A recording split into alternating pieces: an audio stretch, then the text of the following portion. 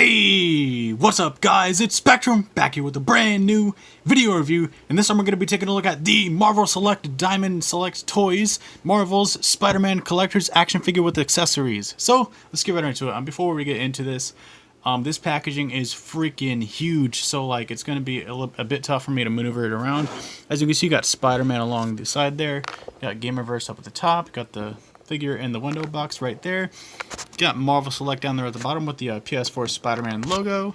I'm going to twist it onto the side here. On the side you got the PS4 Spider-Man logo once again. And then on the bottom you got Marvel Spider-Man as well. On the back, let's see if we can get this all in frame. Alright, there we go. Got to read up in... Actually, that's all one language, which is weird. It's a long read up, so if you want to read that, go ahead and pause it now. Got a figure shot right there. The figure, got proof of purchase at the bottom if you want to look for this figure in your area. Got all the legalese and stuff like that. Somewhere in here it says Spectrum Reviews is awesome.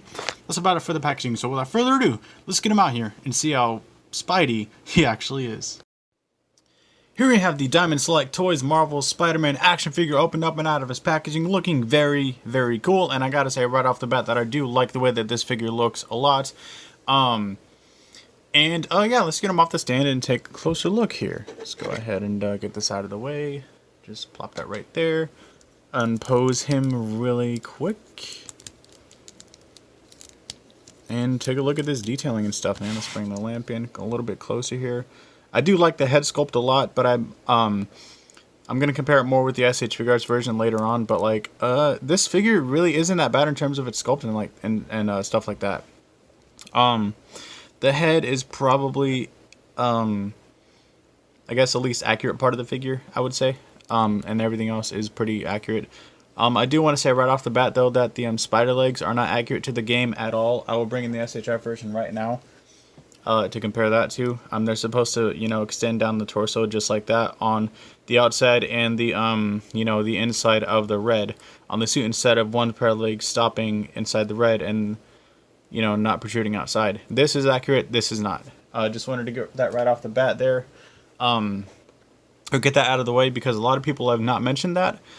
So yeah, but like otherwise, his sculpting is really, really nice. His paint detailing is pretty decent as well, especially for a $30 figure. Overall, this thing is really, really nice looking. The blue is a little bit too bright. I will say that right off the bat. But, yeah, man, otherwise the paint is pretty on point. The sculpting is pretty nice. And, yeah, I do have a little blemish right here. A little bit of red bleeding over into the blue on this, shoulder. But otherwise, it's really not that bad. Alrighty, then you guys know what time it is!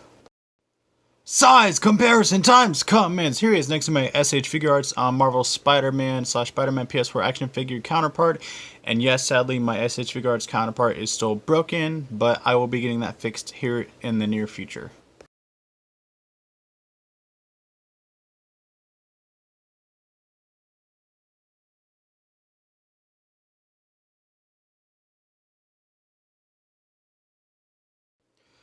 Alrighty, then it's time to go over the accessories here. So first off, we'll just take a look at his spider drone here.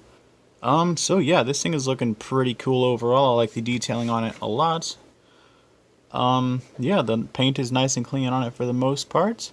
I like the legs, the bottom is nicely sculpted, and I just wanted to compare this to the SHF counterpart real quick. That is a huge size difference, dude. Oh my god, look at that. This thing is huge compared to this one.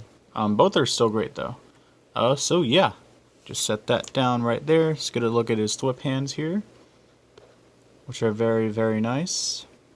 I like these a lot. And all the hands look really, really good, by the way. Here's a hand with his phone in it. You got some science stuff going on his phone and stuff like that. Really nice detailing and stuff. Just take that out of his hand here so you can get a closer look. Oh yeah, man, that's really, really nicely detailed. You can just slide it into his hand either this way or, this way works too. That way he's like texting or something. It might be a little loose after you put it in the other way though, so be aware of that, And yeah, here are his wall crawl hands as well, which look pretty nice. And every hand is a simple swap. Here I'm gonna give him his phone hand here, and I'm gonna put it in his right hand.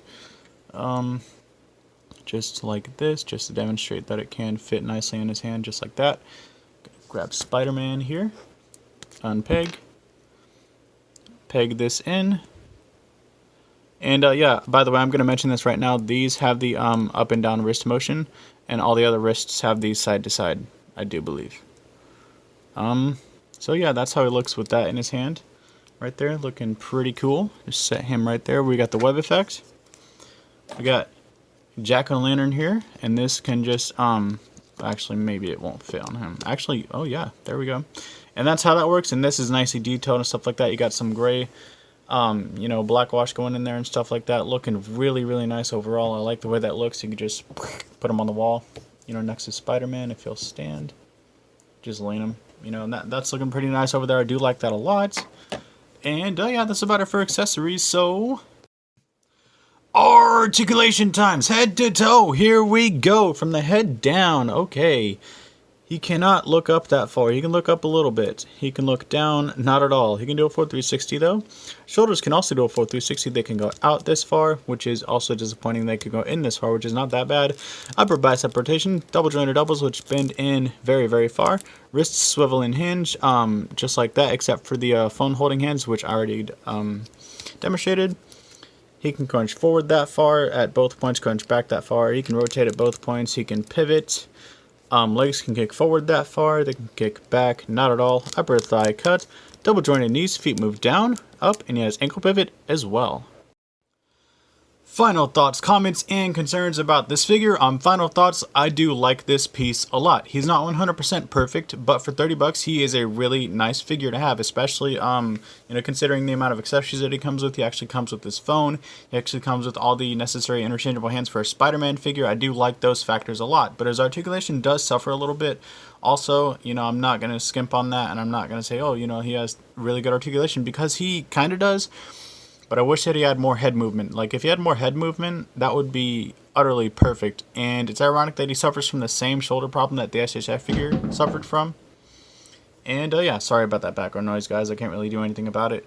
But, yeah, that's about it for this review, guys. The final verdict is going to be a 7 out of 10 for this figure. Not too bad at all.